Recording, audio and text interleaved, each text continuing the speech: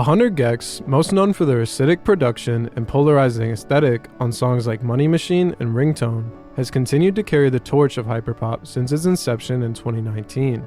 Fresh off the drop of their new album, 10,000 gecs, they have once again revolutionized the genre in a way that most other hyperpop artists have failed to do. What are they doing differently? Why is it working? And what can we learn from their consistent innovation? This is the story of 100 gecs. Part of 100 gecs' charm is the mystery surrounding them, so I'm going to refrain from going too in-depth on their early lives.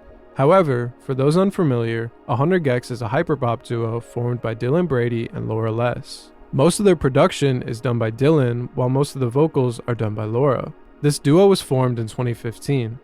According to Laura Les, she attempted to purchase a gecko on the internet, but was accidentally sent 100 of them. She considered naming the band 100 Geckos after this, but Dylan suggested shortening it to 100 gecs. This is definitely one of the most bizarre name origins I've ever heard. However, it's very on brand, to be honest. Their first body of work is a self-titled EP dropped in 2017. This album is only 13 minutes long in runtime, however they were still able to showcase their unconventional sound in a cohesive fashion. This album is much less gritty than their later work, taking influence from future bass and trap music with a refreshing blend of experimental production. With songs like Dog Food and 25 Bands and a Gecko, this album perfectly introduces you to their weirdcore aesthetic. While not as mainstream as their other bodies of work, it was pretty well received and helped them build a name for themselves in the emerging PC music scene. As the late 2010s went on, the genre of PC music was starting to hit the mainstream, with artists like Charli XCX at the forefront of the movement. But the real foundation of this sound came from the production of A.G. Cook, Sophie, and Dylan Brady. The metallic and brash sound was unlike any other genre at the time. However, after the release of their album, 100 gecs would go on temporary hiatus. Both members wanted to focus on their solo projects, but luckily, this wasn't the last we'd hear from the duo. After the release of Dylan's album, This Car Needs Some Wheels, in 2019, the duo would set their sights on another gecs project. 1,000 gecs would drop in spring of 2019. This album would completely redefine their sound and the hyperpop landscape overall. As of today, songs like Money Machine and Hand Crushed Like a Mallet are some of the most commercially successful songs in the genre. They worked on this album remotely in what was essentially a ping-pong match of experimental production, sending demos back and forth constantly, adding to each other's ideas until the end result became something completely unique to them. This attention to detail really sets them apart from their contemporaries, especially in a genre like hyperpop. Being able to control and conduct chaos, communicating it in the structure of a pop song, was a recipe for success. Although this album had no features or collaborators, it was paired alongside a deluxe version full of remixes and verses from a star-studded cast including Charli XCX, Fall Out Boy, and Rico Nasty. 1,000 gecs is a mishmash of varying genres including punk, pop, EDM, and many more. While this album did have breakout singles such as Money Machine and Stupid Horse, it is best appreciated in album form. The sequencing of this album is done very meticulously, to the point where every song flows effortlessly into the next. It creates a landscape like no other with its abrasive production and unapologetic angst. This album found success after its initial release, but it would creep its way into the mainstream in early 2020, becoming a quarantine anthem of sorts.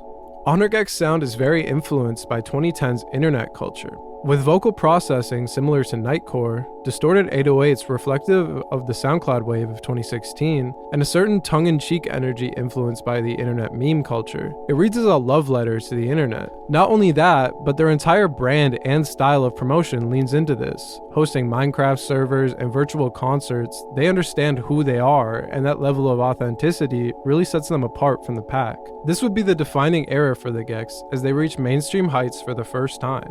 Although they didn't have high social media presence on their own accounts, songs like Money Machine and Hand Crushed Like a Mallet were massive hits on TikTok. Their otherworldly and goofy image was topic of many conversations, even if it was just for the shock value. Also, fans of their music could feel like they were in on the joke in a sense. Being a fan of something so polarizing can create a deeper connection between fans and the artist. This deep connection and memorability is what allowed them to take their time on their next album. Similar to artists like Frank Ocean, who hasn't released an album in 7 years, the gecs would consistently choose quality over quantity. This was done very purposefully, as they would go almost 4 years without another album. However, in their absence, the genre would kind of run its course, especially in the mainstream, soon losing the authenticity and creativity that made it successful in the first place. After this, the mainstream trend cycle would continue, and TikTok would move on to obsessing over Jersey Club and Ice Spice. Those things are also cool, but that's besides the point. The point is that hyperpop was kind of dying, and when all hope seemed lost on another gecs project, they returned with like 99,000 more gecs. On March 17th, 2023, their sophomore record 10,000 gecs was released. This album was a surprise to many, featuring ska and punk influences, as well as expanding on some of the tropes of hyperpop into something refreshing. Songs like Doritos and Fritos and Frog on the Floor continued their trend of unconventional and goofy songwriting, while songs like 757 showed that they understood pop structure and that they could make a more mainstream track. 10,000 gecs is once again independently produced, recorded, and mixed. However, there is hope for a remix album in the future. For now, 100 gecs has once again become the face of the hyperpop genre, laying the groundwork for the next generation to follow. If you're an artist of any sort, I think there's a lot to learn from 100 gecs. Being able to freely create without the pressure of fitting into a specific genre or niche is what has allowed them to transcend among the crowds. As artists, this is the level of creativity we should strive for, whether it's writing a song about a frog on the floor or screaming about a stupid horse. The greatest art is the result of not giving a fuck about what others think, and nobody embodies that better than 100 gecs.